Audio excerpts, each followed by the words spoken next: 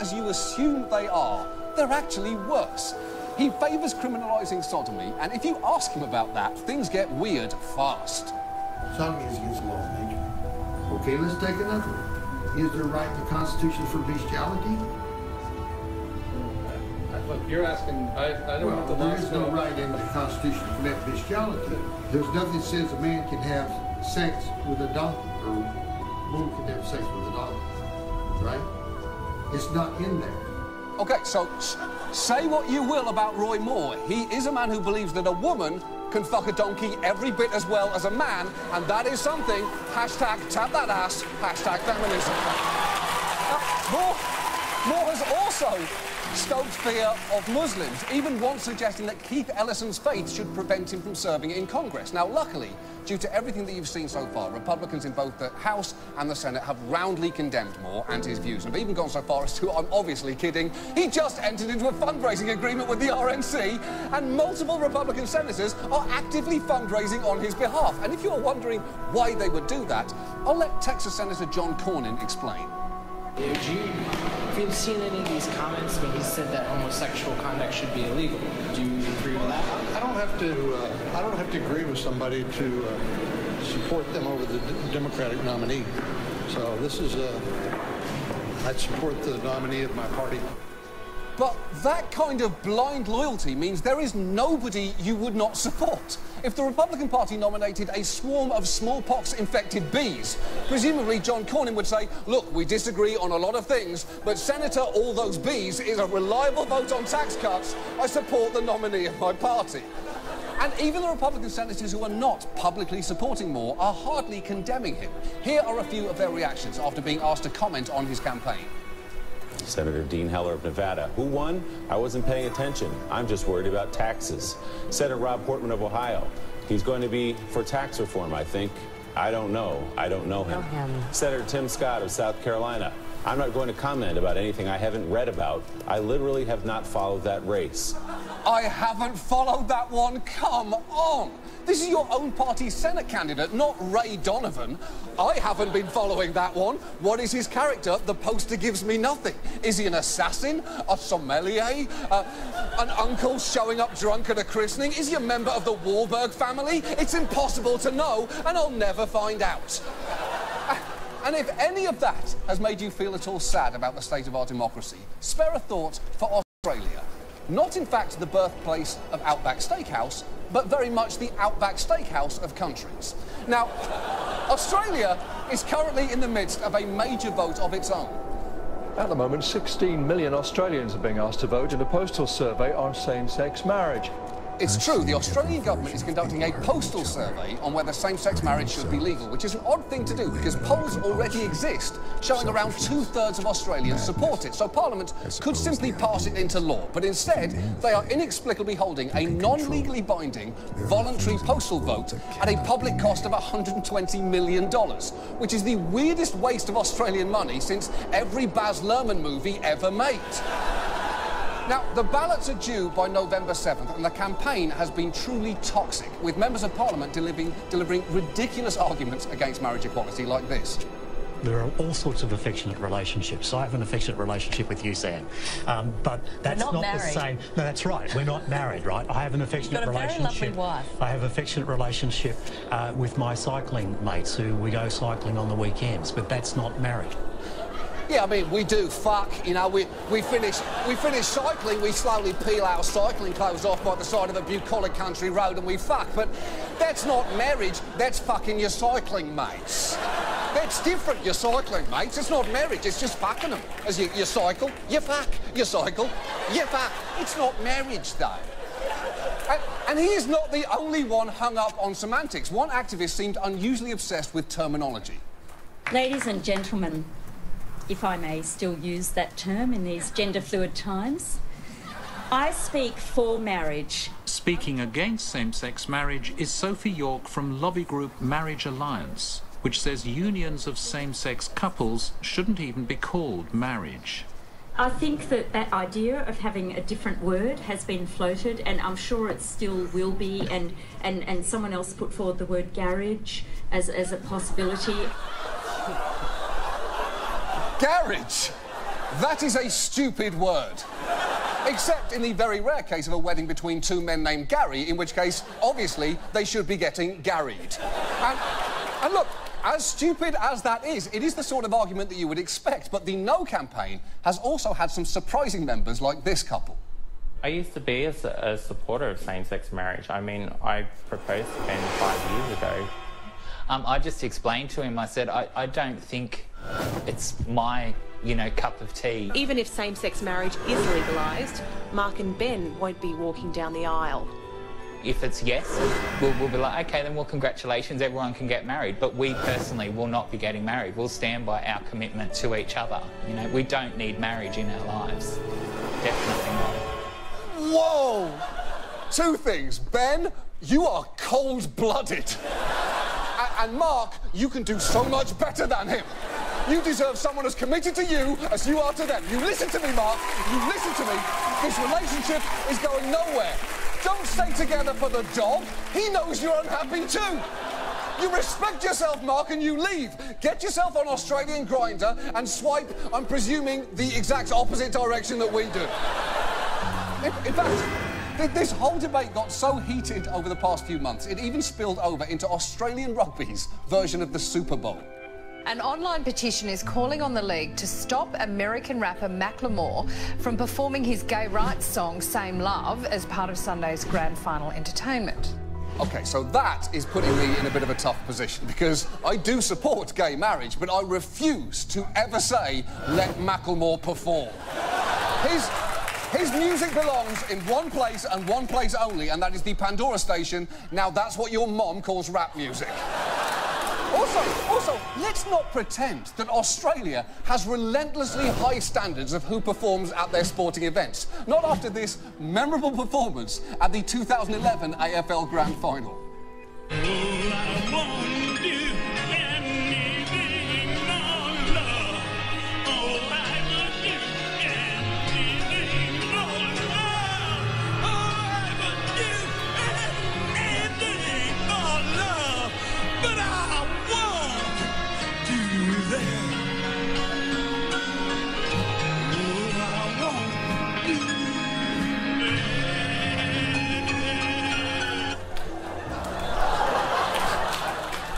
Step aside, Buddy Holly, Richie Valens and the Big Popper. There is a new The Day the Music Died in town.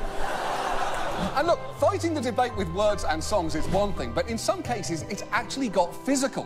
The pro-gay marriage head of Qantas got pied in the face, while the anti-gay marriage former Prime Minister Tony Abbott, a man whose very smile says, "Smell that? I just cut one." He had an unfortunate incident when he was walking down the street. A gentleman sang out, "Hey, Tony." I turned around, he said, "I want to shake your hand." I saw him coming towards me. I held out my hand, he grabbed my hand and it turned into a headbutt. It's true. Tony Abbott was headbutted by this man, a Tasmanian anarchist who goes by the names Astrolabe and, even better, DJ Funk Knuckle. Although, it turns out that according to DJ Funk Knuckle, the attack actually wasn't connected with the gay marriage issue at all. Has absolutely nothing.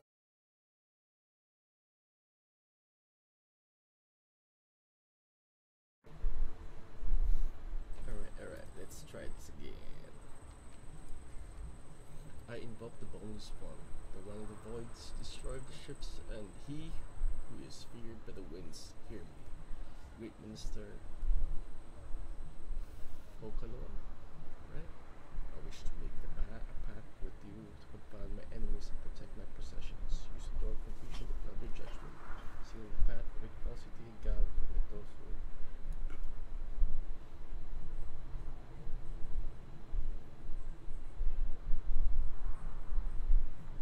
Adonai.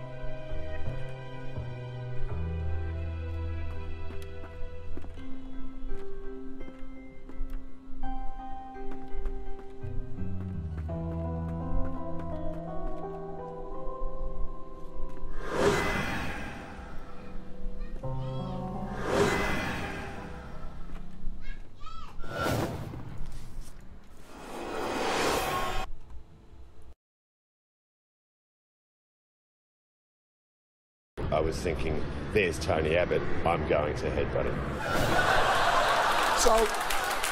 So here's the important thing. I am in no way condoning Tony Abbott being attacked. What I will say is, thinking to yourself, there's Tony Abbott, I'm going to headbutt him, is entirely natural. It's an automatic human response. It's like, there's a puppy, I'm going to pet it. Or, there's Sean Penn, I'm not going to see that movie. So, the point is, this has been a dispiriting, ultimately pointless process. And at the end of the day, I think there are only two good things that could come out of it. One is if Australia's Parliament legalises gay marriage at the earliest opportunity. And two, that Mark heeds my words and puts himself out there and meets someone who deserves him, because, Mark, you can find someone who would do anything for love, including that. And now, this. And now, if it makes Australia feel better, here's Meatloaf butchering America the Beautiful.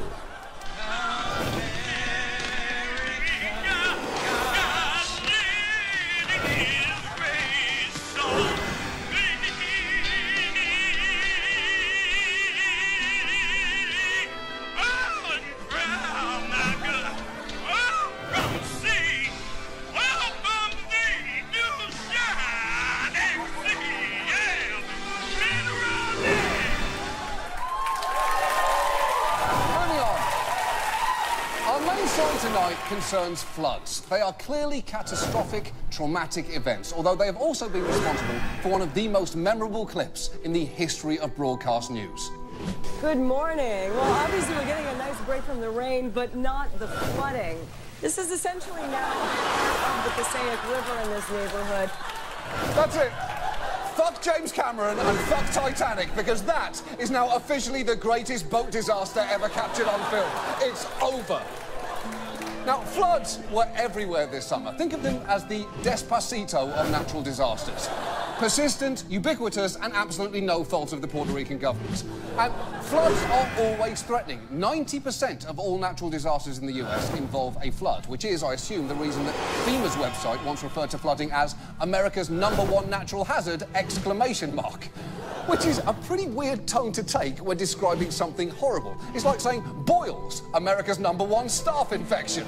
Or parks, America's #1 place to die unnoticed. And floods are only going to get worse due to climate change. And I know that there are people who will dispute that, and we just don't have time tonight to litigate whether extreme weather events are exacerbated by climate change. So for now, let's just say... They are. Yeah, they just definitely are. I mean, sure, it is a complicated issue, and we may not have definitive proof until the late 1980s. But while floods are often referred to as natural disasters, the truth is the damage they do is often, to some extent, within our control. Because we have made certain decisions that put and keep people and property in the path of flooding, and that is what this story is about. And before we go any further, let's acknowledge that people live near water for all sorts of reasons. For some, it's where their families have lived for generations, or a necessity for the work that they do. For others, it's a luxury. And living next to the water is undoubtedly attractive, despite the risks like flooding, or stepping on pointy seashells, or mistakenly giving a Tostito to a seagull without realising that that means that you will now spend the rest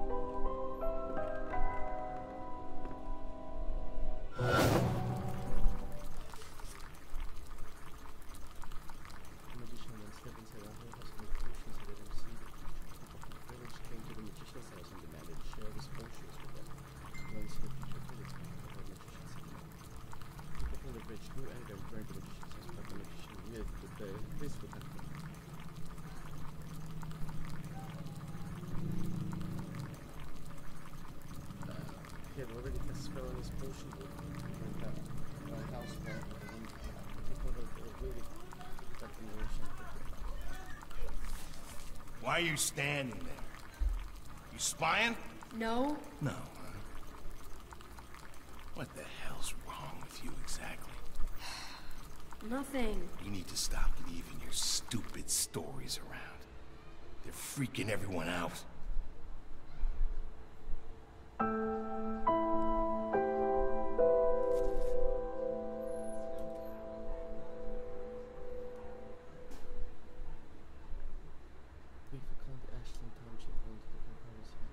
Moonshine still, while battling the place in the woods of Ogden Road. According to the authorities, the still compromised propane stove and 4-gallon stainless steel pot which was used for the whiskey mash. Based on the size of the still, the Bayfield County Sheriff Hank Schiffel believes that it may be part of a small operation, though he did admit there could be other stills in the country. The sheriff said it's covered in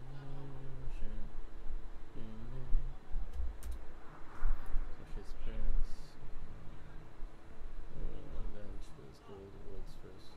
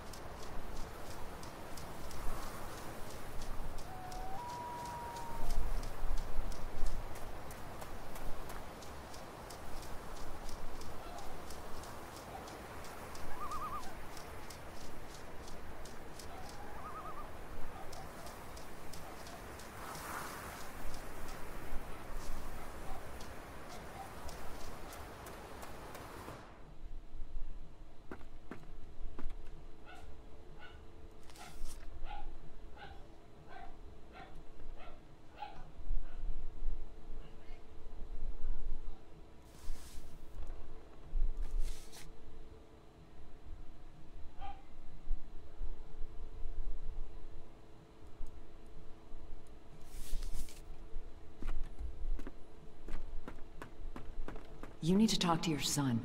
He was poking around in the old Vandergriff house again. Said he found some secret room. Yeah, really? Okay, I will go talk. What did you do? What did you wake up? Nothing. I found a room, I walked into it, that's it.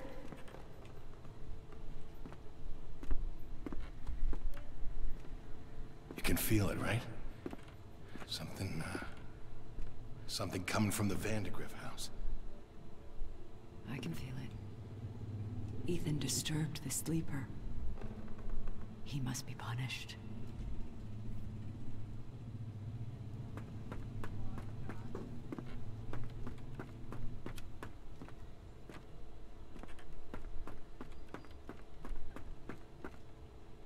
Pop, they're getting worse. They keep talking about this thing, this sleeper. I know. What I don't know is if it's real or not.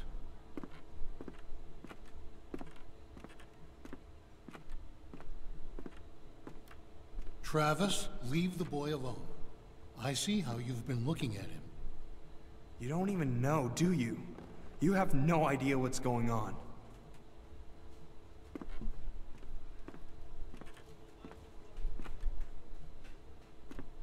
You have to help us. It's the only way. It wants Ethan. You're crazy. You've all gone crazy.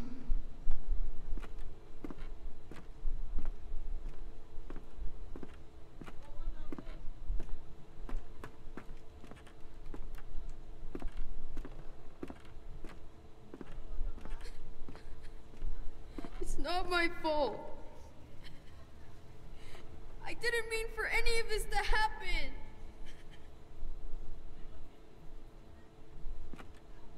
Ethan's family blamed him.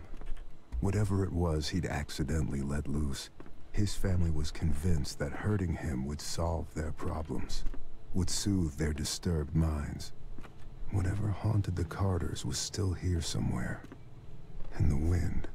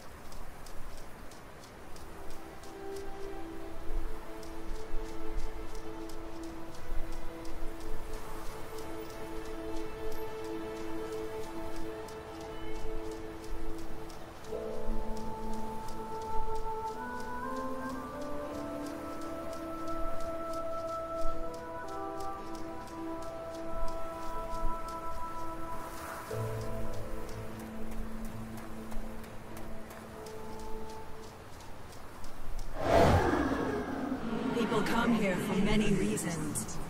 They want to ask me questions about the future. But I can see the future. So it is the past that interests me. If you want to find my house, you must answer the questions I ask of you. Does death bring peace or suffering? Would you prefer anonymity over notoriety? Do you feel victory when your words cause pain? Do you take that which you know you will not return? Is betrayal caused by inequality or injustice? Does sin come from the heart or the mind?